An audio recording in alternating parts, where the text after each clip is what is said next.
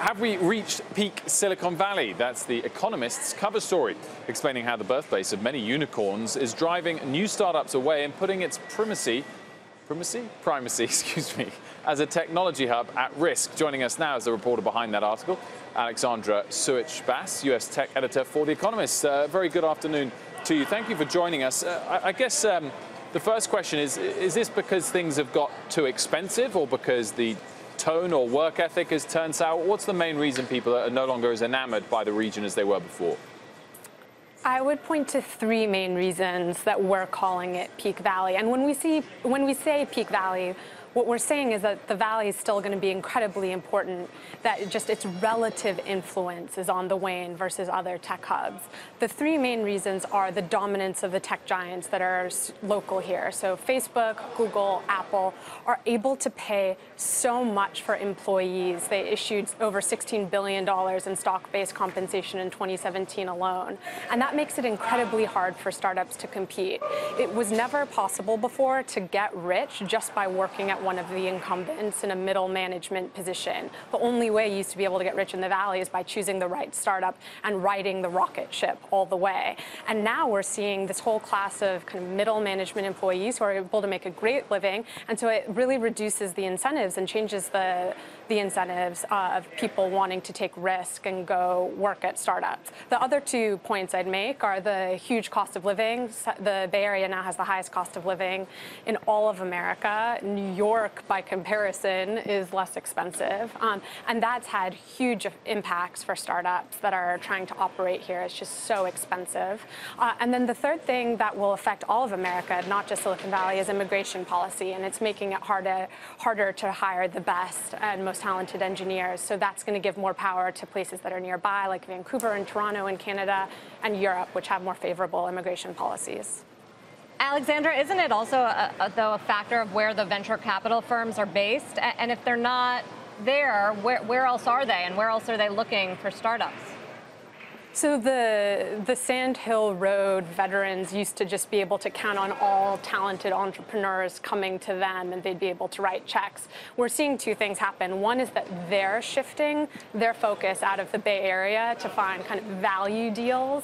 And so Los Angeles looks more affordable. Portland, Denver, they're stalking investment opportunities where some of their competitors might not be, and the valuations are lower. We're seeing global investors still come into the valley, but we're also seeing them put money elsewhere as well. And so I think that increasingly it's going to matter less to build your whole company here. Companies will have a presence here, but they're not going to be able to afford to scale their startup in the Bay Area. They're going to look elsewhere really early on in their development at a secondary, at the very least, engineering center, but probably a hub for their main company.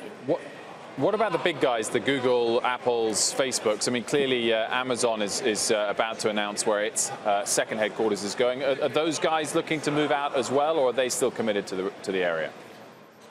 Increasingly, I think the majority of their hiring is taking place outside of the Bay Area. They compete with each other for talent, and it's really expensive even for them to be writing these checks. You know, we see PhDs in AI getting $5 to $10 million per year. This is like a professional football player.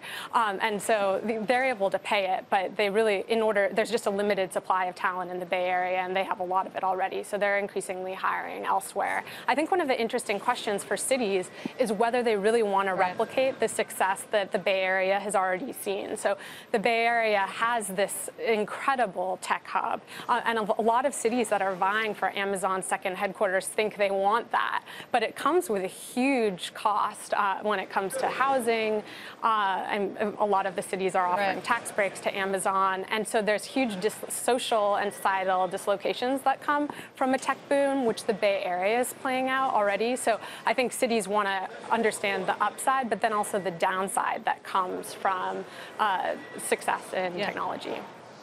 Alexandra, you didn't really hit the political question in this piece, but it's so in the news right now, and I wanted to just ask you on this theme of a victim of its own success, which is one of your big points here.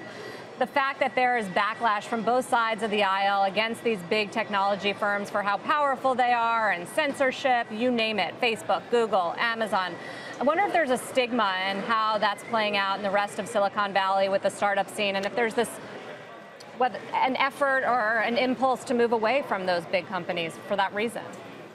It's a great question, it's a really good question. So I think that this techlash that we're seeing in Washington is damaging for the whole tech sector, not just the big companies. And so I think it would give someone pause who's working in the Bay Area potentially about these, especially if you're working for the platform companies like Google or Facebook or Twitter, but even the others, that they're going to be undergoing more scrutiny. I think the key question that I have is whether the Valley ultimately becomes the new Wall Street. So Silicon Valley has become Wall Street in that it's the place that young people want to go, and it's where the money is being made, and it's the center of global capitalism today. Will it be the industry that sees the next backlash and public uprising against the tech elite this time? We haven't seen an Occupy Silicon Valley movement yet, but it may well be coming.